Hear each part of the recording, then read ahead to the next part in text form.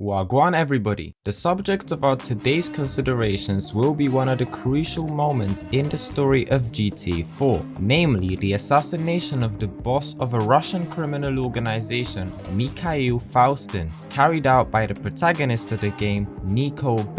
The video will be split into 3 sections. First, I am going to go through all the significant information that you should know in order to correctly understand everything that will be discussed in the other 2 parts of the video. In the second part, we'll try to determine whether Niko made the right decision by agreeing to kill Faustin. We'll talk about all the pros and cons of his decision, and I'll give you my final conclusion. And finally, we'll focus on what is in the title, therefore what would have happened had Niko decided to refuse to kill Mikhail for Dmitri, what consequences would follow that call, as well as how it would influence the rest of the game's story. Now I'm about to get to the first part of the video, in which yet again I'll explain all the important facts you need to know concerning this thread. However, if you're confident about your knowledge on the topic, feel free to skip this section of the video using the chapters displayed on the video's timeline. The main character of GTA 4,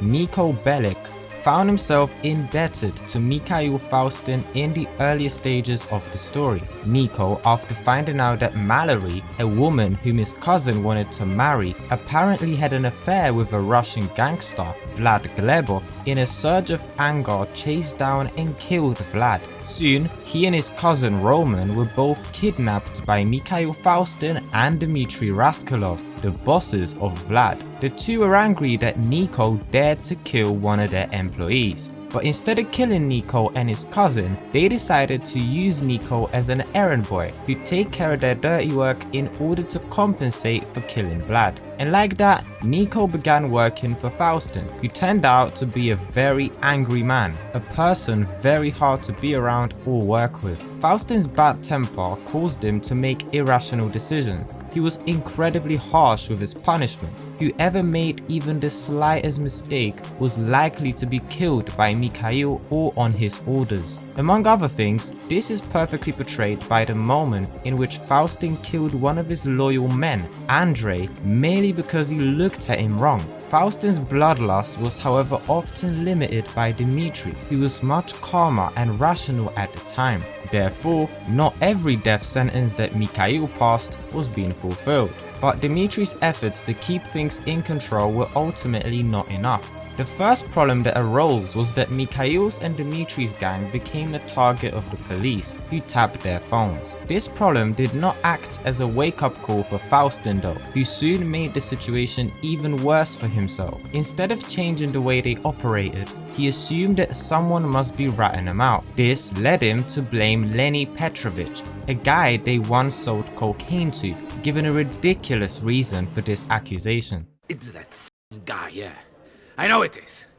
I saw it in his eyes. You know? That guy who bought the coke. But he didn't buy the pot. That's Lenny! He's my cousin's boyfriend, it's not him. Yes, he's a moron, yes, but he's okay. I don't trust him. What? I just told you! He knows too much. You, kill him. As you could hear, without a moment of hesitation, he sent Niko to kill Lenny. This was a very unwise decision for many reasons. The first of which is obvious. Faustin did not have absolutely any evidence or even any reasonable hint that would point at Lenny being a snitch. This is a similar situation to Jimmy Pegorino getting rid of Ray without sufficient reasoning behind his decision. Secondly, Lenny was the son of Kenny Petrovic, a very influential Russian gang boss in the area, whose organization was by far stronger than Faustin's. Killing Lenny meant declaring war with Kenny Petrovic, which was, well, as you can imagine, not the greatest strategic move to make at the time. Thirdly, the idea of Lenny being a snitch was rather unlikely, since as Lenny notices himself, he was into much more significant and influential business to care about Faustin's operation. I'm into more shit than Mikhail could even imagine. Why would I rat? In other words, Faustin was a minor thing for him and he had better money making alternatives than snitching to the feds. In case he got caught by the feds and he was offered to give information on Faustin's organization in exchange for the reduction of the punishment, that's also unlikely as Kenny's contact would most likely get him out of custody without him having to rat. In any case, it's obvious that this was a very big mistake. Dmitri was not able to stop Faustin's will from happening this time and Niko killed Lenny. This, as expected, resulted in Petrovic's anger. He demanded that Niko kill Mikhail Faustin. This was meant to be the only way to square things with him and Niko and Dmitri would then be spared. Dmitri delivered this news to Niko, who decided to betray Faustin for his own sake.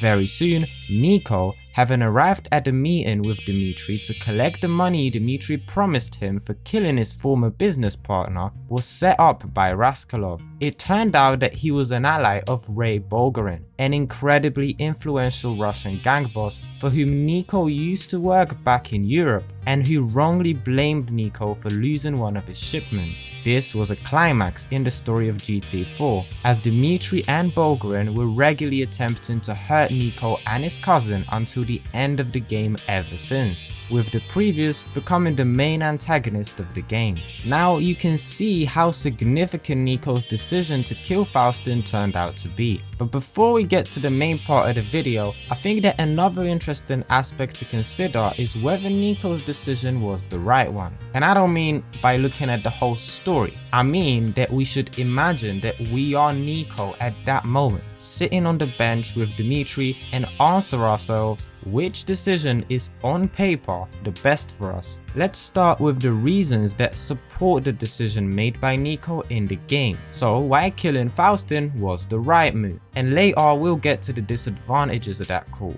The first reason we should point out is that Faustin, as already mentioned earlier, was a very dangerous and unpredictable person, additionally with power. He was killing for barely any reason or for no reason at all. He felt untouchable and invincible and did not fear the police or the competition. Sticking to him in the case of Niko would simply be playing with fire. Firstly, Mikhail's organization already was under close observation of the police, and not only the observation, but the feds already knew of Faustin's organization's involvement in one of the robberies they conducted. It's unlikely that Faustin would change his thinking if Niko stuck by him and found out that Dmitri betrayed him. Therefore, he'd make even more unnecessary noise and more irrational decisions, which would make it almost inevitable that he would soon get arrested by the law authorities. In that case, same risk concerned Niko obviously, had he decided to stick by his side.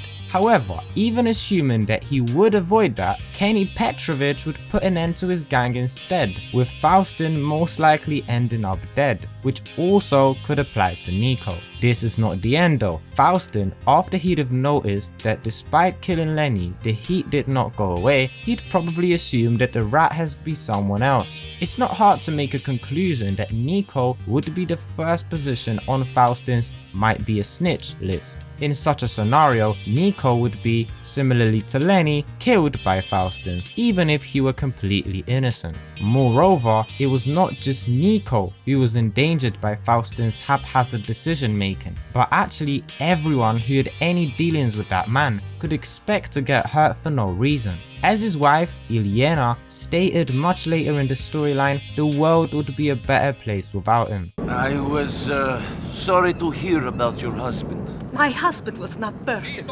In many ways, the world is better off without him. Speaking of Faustin's family, one could argue that he constituted more problems to his wife and daughter than anything else. Mikhail treated her wife like a failure, and sometimes like a slave. He was also blaming her for the fact that their daughter was hanging out with crooks. Faustin's daughter, Anna, also did not have the greatest relationship with her father. In fact, she very much hated him. Faustin's approach to the upbringing of his kid, at least from the perspective of the established standards in my environment and also in my opinion, was sick and definitely ineffective. I've killed the biker. I don't know how happy your daughter will be. I don't care about happiness. I care about discipline and loyalty. In my eyes, discipline and loyalty are values that should be considered as tools for some people to achieve happiness. They are not values that are important on their own, but rather are pieces in a puzzle which are crucial in building quality relationships, self-development and achieving career goals. Hence, I would not give Mikhail high marks for the way he performs the role of a father. On the other hand, Faustin was an enormous financial support for his family, which is ideally confirmed by the random encounter with Elena later in the story. And now the money is gone, the house got repossessed, and we are living in a one-room apartment. The land of opportunity. I'd rather be back in Russia. Moreover, in that encounter, Elena states that she's not particularly happy with her husband passing away. My husband was not perfect. He was awful. A murdering, drug-addicted bully. In many ways, the world is better off without him. But now I am alone. I'm, sorry about that. And my daughter grows up without a father. She's learning a bitter lesson very early. As much as she understands that he was a terrible person, she does also recognize that his death resulted not only in a much worse financial situation for her and Anna, but loneliness also began knocking at the door like never before. But it's also important to note that due to the reasons discussed already, Faustin's death was a matter of time anyway, so his family would be left on their own sooner or later. Well, this aspect is arguable. Let me know in a comment whether you think that Mikhail's family would be better off without him or with him still alive, at least for a few weeks longer.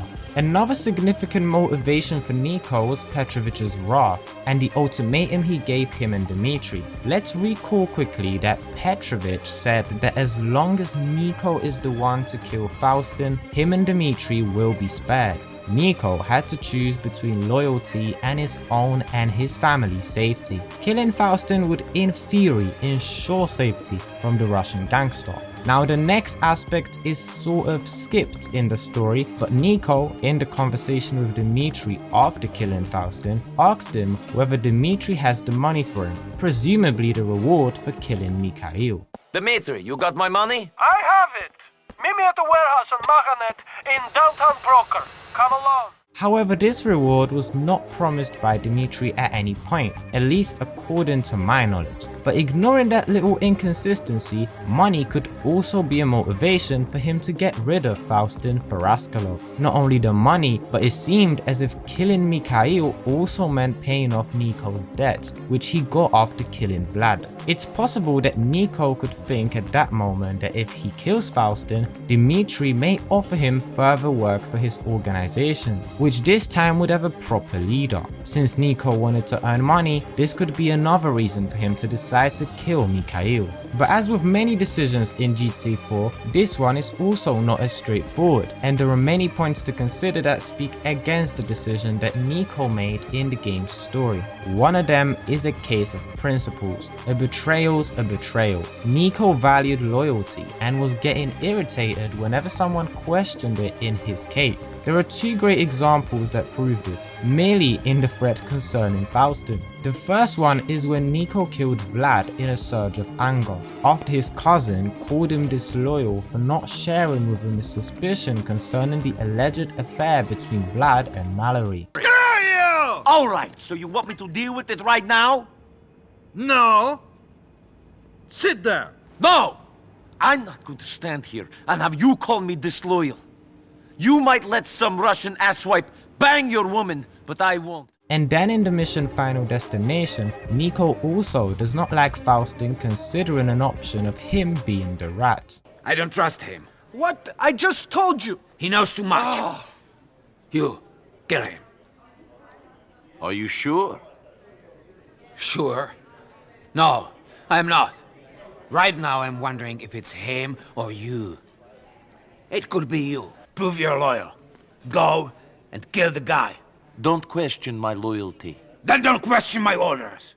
The decision he made later in the game is another thing that reveals Niko's hypocrisy. According to his principles, no matter how bad of a person Mikhail was, he should not betray him, and yet he did that. Other than that, the fact that Dmitri came to him and recommended to kill Faustin should have been suspicious for Niko. Niko was well aware how close Dmitri and Faustin were and how much history they had, as well as that Dmitri owed a debt of gratitude to Mikhail. Niko simply saw that Dmitri is capable of backstabbing his best friend and a time-honored business partner. This could be a sign for Niko that maybe he should not trust Dmitri, as he could at some point meet a similar fate and get betrayed by Raskolov, which, as we know, did happen in the game very quickly after Faustin's death. What I'm saying is that Niko could sort of expect that. Additionally, Niko had no confirmation of Dimitri's words about the ultimatum from Petrovic. He couldn't be sure that Dmitri did not simply make it up to convince Niko to kill Mikhail so he can take over the business. Because I personally don't find his argumentation for not deciding to skip town instead of betraying his best friend very convincing.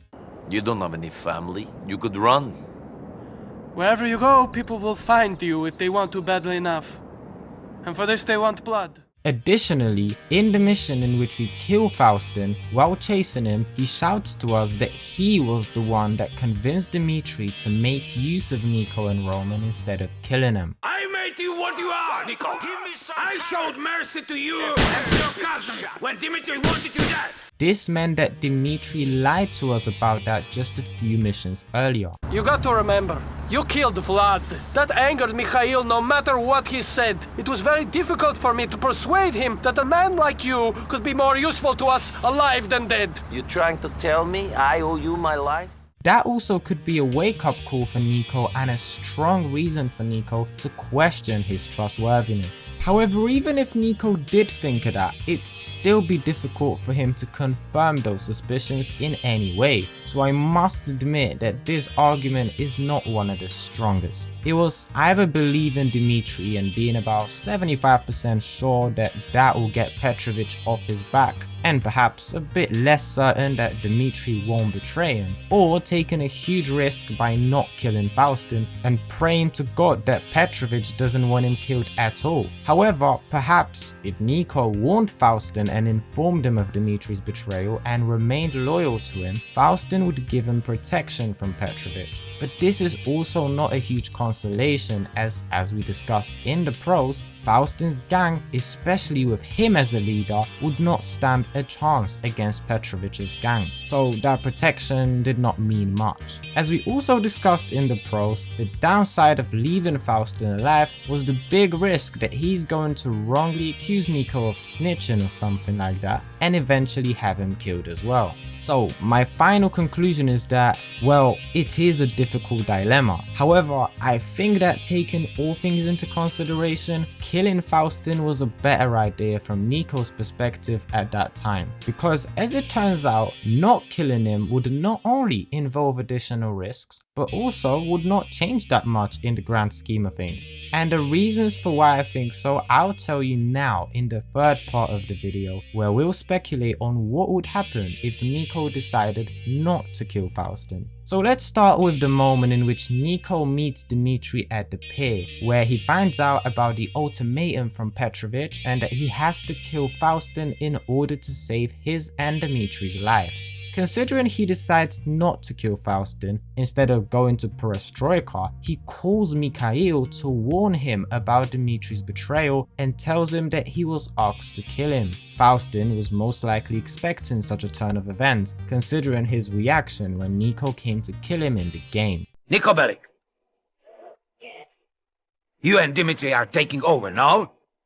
This is not about taking over! Then Mikhail would want to kill Dmitri, 1 as vengeance and 2 for his own safety. Therefore, he'd decide to fake his death. He would disappear whilst Niko would tell Dmitri that the job has been done. See, if Faustin would not do that, Dmitri would expect Mikhail to go after him, since he'd know that Faustin knew that he betrayed him and tried to have him killed. hence he would lay low and it'd be difficult to track him down. By making Dmitri think that Faustin is dead, he'd still be keen to meet Niko in order to give him the promised money. This meeting would be used by Faustin to ambush Dmitri, so shortly after Niko would arrive at the warehouse, Faustin's men that he would recruit before faking his death would enter the scene and would kill or capture Dmitri. However, as we've seen in the actual game, Dmitri was also planning to ambush Niko by selling him out to Bulgarin, who also brought his people to the meet. So what would happen is that both parties would try to ambush each other simultaneously, hence a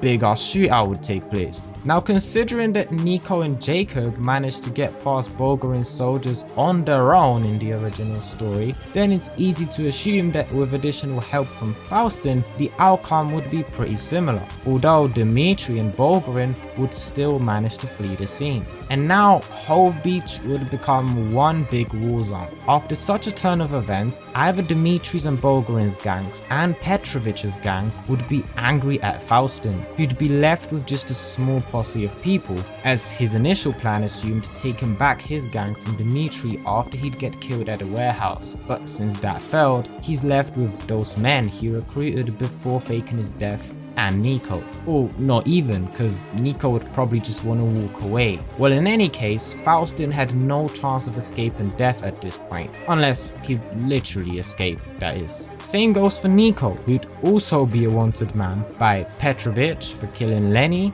by Bulgarin for that lost shipment back in Europe, and by Dimitri for not agreeing to kill Faustin and by attempting to lure him into a trap. So Niko and Roman would move out to Bohan just like they did in the original story in order to hide from their persecutors. Faustin would be dead or gone. And there's one more thing that we should discuss, and that is the relation between Petrovic and Dmitri and Bulgarin in such a scenario. See, Petrovic was angry at Faustin and Dimitri for killing Lenny, so that would mean that he could also be angry at now Dimitri's gang. On the other hand, Dimitri was meant to be spared as long as Faustin would be dead.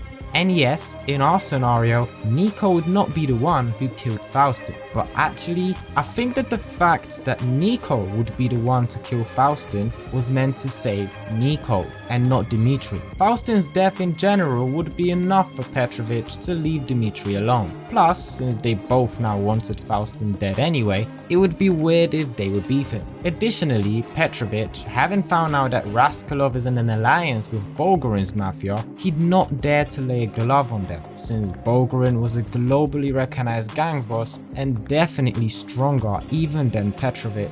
An alternative scenario is that Niko would simply warn Faustin and walk away, not trying to ambush Dimitri at all. Or maybe he wouldn't even warn him. In any case, at some point, Faustin would probably get what was coming to him anyway, be it from the hands of Petrovic or Dimitri. So after all, it all ends up in a pretty similar way, with Faustin dead or gone for good, and Niko persecuted by Bulgarin, Dimitri and Petrovic. So the only difference is that in the original story, Niko was being persecuted only by Dimitri and Bulgarin, whilst had Niko not killed Faustin, he'd also have Petrovic on his back, since he did not fulfill his ultimatum. Hence, the final conclusion is that Niko's decision to kill Faustin was maybe not fully moral, but definitely was the best option for him. And yes, he would break his principle of loyalty, but I think that every principle should have its limits, and no principle should be followed in absolutely all situations.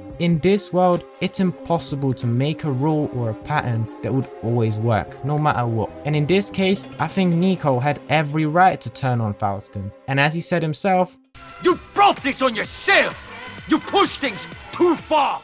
let me know in the comments whether you agree. Which decision was better in your opinion and what you think would happen had Niko not killed Mikhail. A video revolving around a thread that I briefly mentioned in the video about Jimmy Pecorino having Ray Buccino killed is being displayed for you right now. Check it out to find out whether it was the right decision made by the Peg to kill one of his capos. Remember to like the video if you enjoyed it and subscribe to the channel if you like watching the content on my channel in general, or if you're new but want to stay for longer. Thank you for watching today's episode until the end. Respect.